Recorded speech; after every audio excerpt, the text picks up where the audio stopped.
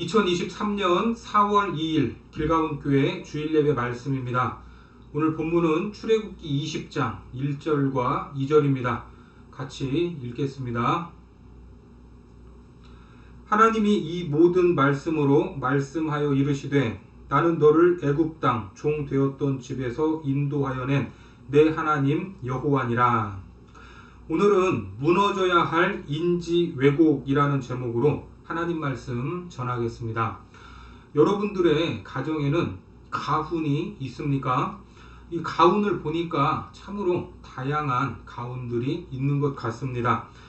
처음처럼 너나 잘하세요, 성령 충만, 경천, 애인, 어떤 가정에는 성부가 걸려 있는 곳도 있습니다.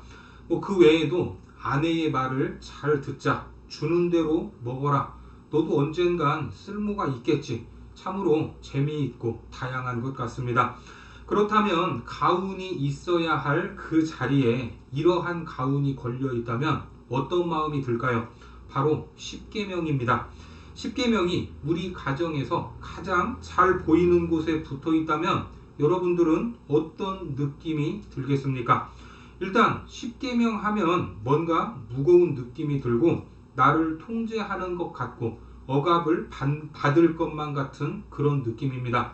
그렇지 않습니까? 이런 느낌을 갖게 되는 것은 사실 사탄이 가장 요긴하게 사용하는 전략으로 인지 왜곡이라는 것입니다. 인지 왜곡, 이 말은 인지적 성격 이론의 주요 개념으로 그릇된 가정이나 잘못된 개념화를 이끌어내는 체계적인 인지적 오류, 이렇게 정의합니다. 사탄이 바로 십계명에 대한 우리의 인지를 왜곡시켜 버렸다는 것입니다. 그래서 우리가 사탄의 인지 왜곡의 전략에 말려들었다 하는 증거가 십계명을 봤을 때 무겁게 느끼는 것이고 차갑게 느끼는 것이고 뭔가 부자연스러움 속에 있다 하는 느낌을 받는 것입니다. 여러분들은 어떻습니까? 이런 느낌이라면 사탄이 인지 왜곡을 시킨 것입니다. 우리의 가장 아름다운 생명과 하나님의 나라를 도둑질하기 위해 사탄이 인지 왜곡했다는 것입니다. 그래서 십계명을 오해하게 만듭니다. 이것이 바로 오늘날 우리 안에서 느낄 수 있는 실질적인 이야기입니다. 사실 십계명의 의미를 보면 이렇습니다. 마태복음 22장 말씀에 보면 예수께서 이르시되 내 마음을 다하고 목숨을 다하고 뜻을 다하여 주 너희 하나님을 사랑하라 하셨으니 이것이 크고 첫째 되는 계명이요 둘째도 그와 같으니 내 이웃을 내 자신같이 사랑하라 하셨으니 이 두 계명이 온 율법과 선지자의 강령이니라. 40절에서 말하는 두 계명을 우리는 대계명이라고 합니다. 이 두 계명, 하나님을 사랑하고 이웃을 사랑하는 것을 확대하면 그것이 십계명인 것입니다. 그리고 이것을 설명하는 내용이 율법입니다. 그러니까 선지자들의 가르침, 대계명, 십계명, 이것을 다 합한 것이 성경인 것입니다. 그래서 십계명은 성경의 축약판이다, 이렇게 볼 수가 있죠. 다시 말씀드리면 대계명, 이것을 10가지 계명으로 풀어서 썼고 이것을 설명하는 것이 율법이고 이것이 성경 말씀이라는 겁니다. 특별히 마태복음 5장에서 예수님이 이렇게 말씀하고 계십니다. 마태복음 5장 17절에 보면 내가 율법이나 선지자를 폐하러 온 줄로 생각하지 말라. 폐하러 온 것이 아니요 완전하게 하려 함이라. 그러니까 율법과 복음은 대립적인 관계가 아니라는 것입니다. 아주 중요한 내용이기 때문에 이것은 반드시 기억하셔야 합니다. 내가 율법, 성경, 계명 이것을 폐하러 온 것이 아니고 완전하게 함이라. 이 말은 율법의 중심에 예수님이 서 계시다라는 말입니다. 율법 안에 예수님이 계십니다. 여러분들 믿으시죠? 예수님으로 인해 온 계명이 완성된다는 것입니다.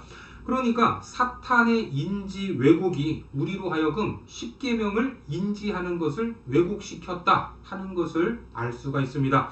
이제는 우리가 그 안에서 서서히 벗어나야 합니다. 그렇다면 이 계명을 왜 주셨을까? 계명을 주신 네 가지 목적을 말씀드리겠습니다.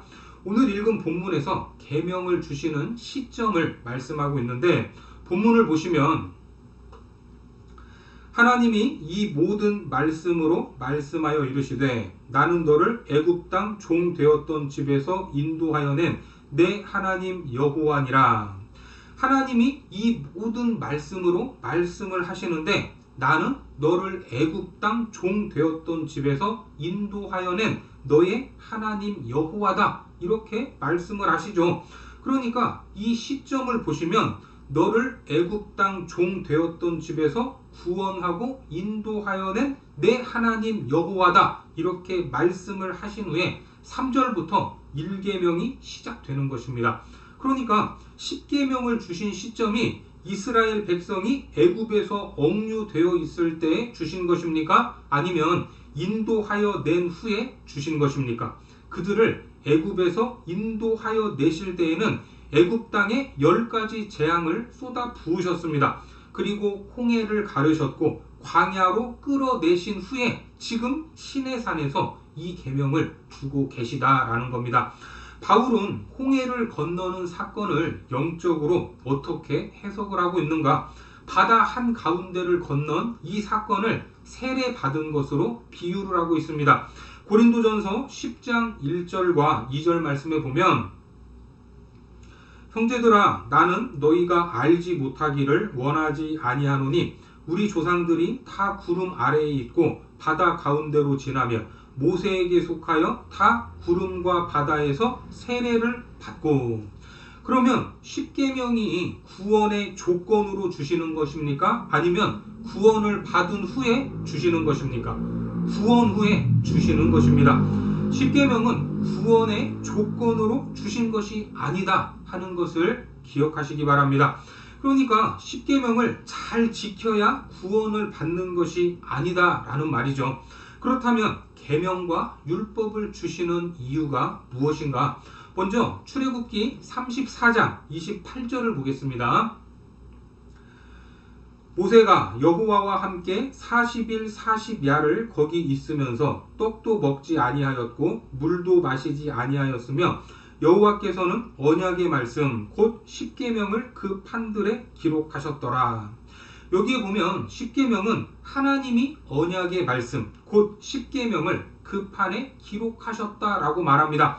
그리고 신명기 4장 13절을 보시면 여호와께서 그의 언약을 너희에게 반포하시고 너희에게 지키라 명령하셨으니 곧 10계명이며 두 돌판에 친히 쓰신 것이라. 그리고 이 10계명을 보관하는 장소가 어디인가?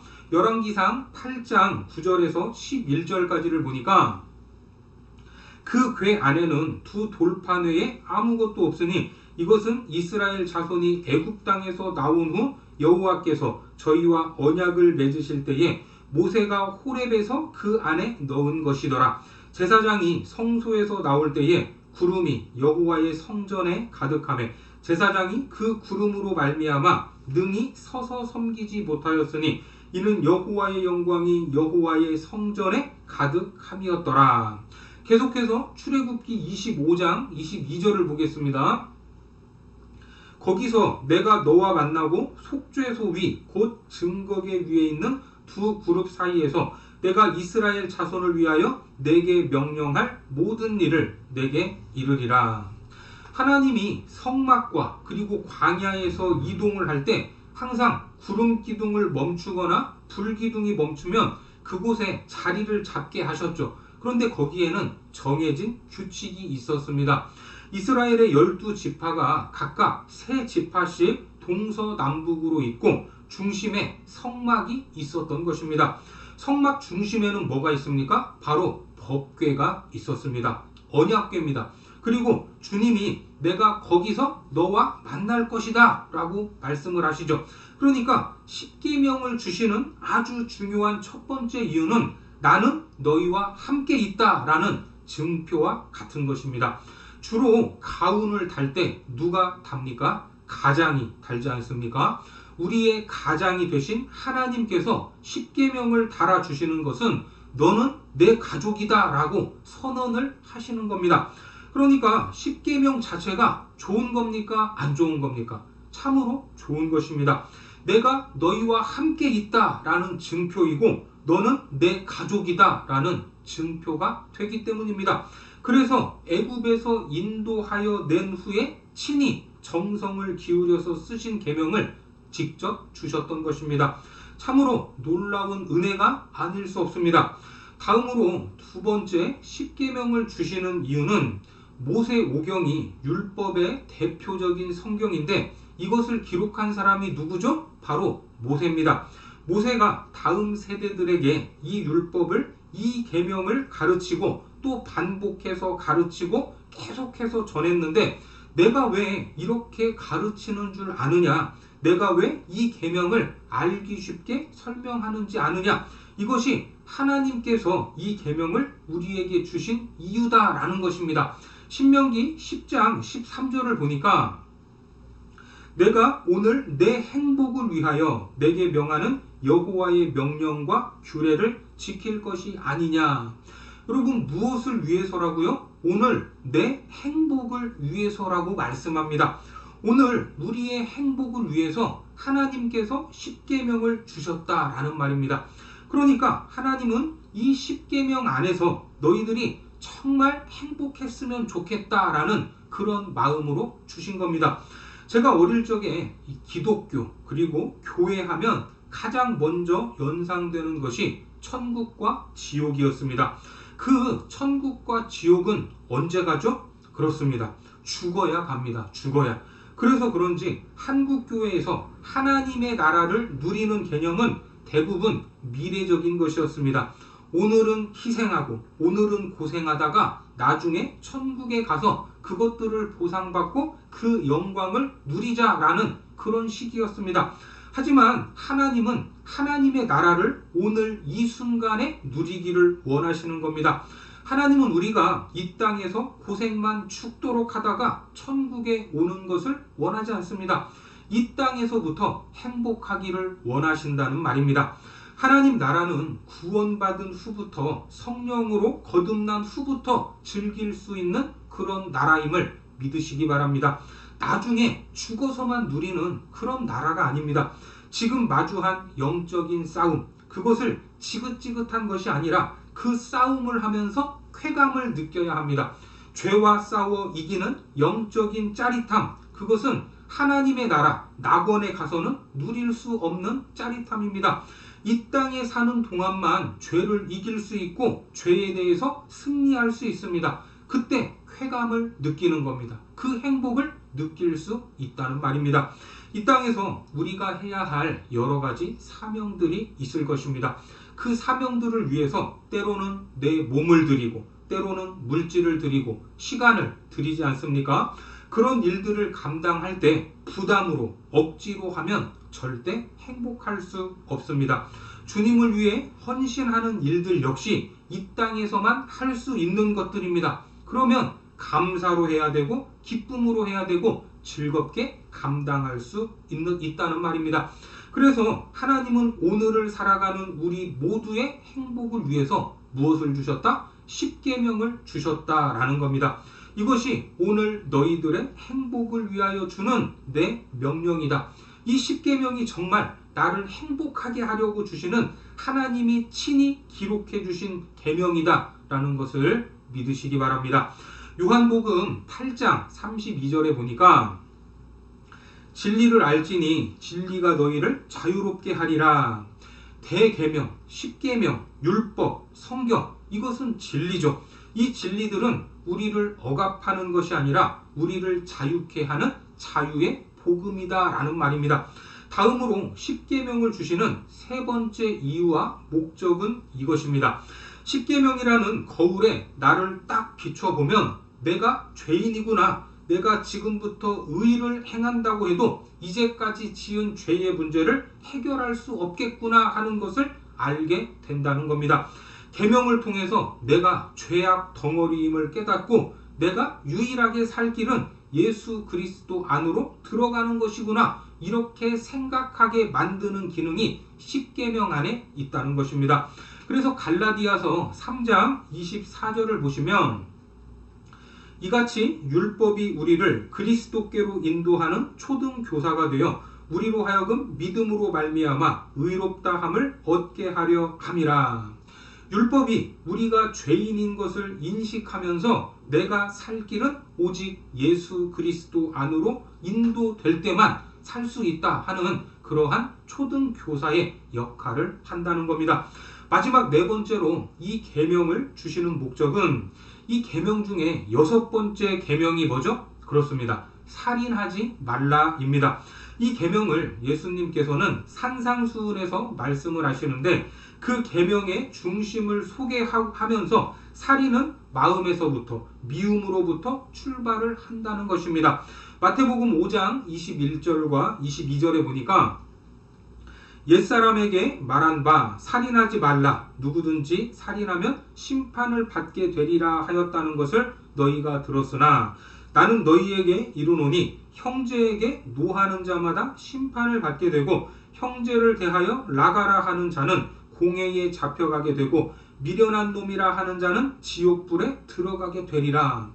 여러분, 예수님의 이 말씀대로라면 살인은 물리적으로 생명을 끊는 것이 아니라 형제를 미워하는 것, 그것만으로도 이미 살인하는 자다라는 말입니다. 그러니까 사람을 해하려는 그 칼이, 그 미움이, 그 분노가 내 마음에 자리 잡고 있다면 이미 그 칼이 누구부터 죽인다는 겁니까? 나부터 죽이고 있다는 것입니다. 그 칼에 찔리고 있다면 괴롭지 않겠습니까? 그러니까 다른 사람을 미워하는 것은 참으로 괴로운 일이라는 말입니다. 그래서 어떻게든지 내 마음을 바꾸기 위해서 노력을 해야 합니다. 물론 한두 번으로는 되지 않습니다. 하지만 계속해서 내가 저 사람 하나 미움에서 사랑으로 바꾸지 못하면 하나님의 자녀가 아니지, 이렇게 계속 반복하면서 또 반복하고 또 반복하면 내 성품이 하나님을 닮아가게 되어 있다는 겁니다. 그래서 우리에게 주신 이 계명이 하나님, 당신의 성품에 참여하는 기쁨을 주는 것이다 라는 말입니다. 계명대로 살지 않으면 살 수가 없으니까 결국은 하나님을 닮아가는 자로 세워가는 것입니다. 그런 놀라운 은혜가 바로 십계명의 기능인 것입니다. 그래서 십계명을 주실 때 하나님이 연출하셨던 장면을 보면 이 계명을 결코 쉽게 주시고 우리가 쉽게 받을 그러한 내용이 아니다 하는 것을 알 수 있습니다. 출애굽기 말씀을 보면 굉장히 장엄하죠. 출애굽기 19장입니다. 16절과 17절에 보면 셋째 날 아침에 우레와 번개와 빽빽한 구름이 산 위에 있고 나팔 소리가 매우 크게 들리니 진중에 있는 모든 백성이 다 떨더라. 모세가 하나님을 맞으려고 백성을 거느리고 진에서 나오매 그들이 산 기슭에 서 있는데, 그리고 여호와께서 불 가운데 강림을 하시죠. 18절과 19절에 시내산에 연기가 자욱하니 여호와께서 불 가운데서 거기 강림하심이라. 그 연기가 옹기 가마 연기같이 떠오르고 온 산이 크게 진동하며 나팔 소리가 점점 커질 때에 모세가 말한즉 하나님이 음성으로 대답하시더라. 그리고 20절에는 산 꼭대기에 여호와께서 강림하셔서 친히 두 돌판을 주셨습니다. 20절에 여호와께서 시내산 곧 그 산 꼭대기에 강림하시고 모세를 그리로 부르시니 모세가 올라가매. 그러니까 십계명의 이 중량감은 결코 가볍지 않다 하는 것을 알아야 합니다. 너는 나의 가족이다. 내가 너와 함께 있다. 나는 너의 하나님이다. 너는 나의 아들들이다. 그리고 나는 너희들이 정말 행복했으면 좋겠다 하는 이 말을 가볍게 듣지 않기를 바랍니다. 이러한 하나님의 마음을 보면 이 계명이 행복의 바운더리다 라는 것을 알 수 있습니다. 이 바운더리를 벗어나면 위험하게 된다는 말이죠. 새는 하늘을 날 때 살아갈 수 있고 물고기는 물이 있을 때 자유로울 수 있다는 것입니다. 그곳은 억압이 아니라 완전한 자유가 있는 곳이죠. 거기에 있을 때 가장 안전할 수 있습니다. 열차도 가장 안전하고 빠르게 달릴 수 있는 길은 바로 철길입니다. 레일 위에 있어야 되는 겁니다. 그것이 진정한 자유가 아니겠습니까? 바로 십계명이 우리에게 그러한 역할을 하고 있다는 겁니다. 통제와 억압이 아닌 자유와 안식을 주는 것입니다. 지금까지 십계명에 대한 무거운 느낌, 차가운 느낌은 잘못된 것이다 하는 것을 인식하시고 이 계명에 담겨 있는 하나님의 사랑과 우리가 행복하기를 원하시는 그 마음을 깨닫기 바랍니다. 그래서 십계명에 대한 인지 왜곡이 무너지고 십계명을 만끽하면서 누리는 하나님의 복된 자녀들이 되시기를 주님의 이름으로 축원합니다. 기도하겠습니다. 하나님, 우리는 지금까지 십계명이라는 말을 들으면 왠지 무겁고 우리 삶에 큰 짐을 지우는 듯한 그런 느낌을 받았습니다. 하지만 그것이 얼마나 잘못된 인지 왜곡인지 깨닫게 하심을 감사합니다. 계명에 담긴 하나님의 마음을 알게 하시고 하나님의 의도대로 계명 안에서 행복한 삶을 살 수 있도록 인도해 주셔서 하나님이 주시고자 하는 행복을 모두 다 누리는 복된 삶이 되도록 축복하여 주옵소서. 예수님의 이름으로 기도드립니다. 아멘.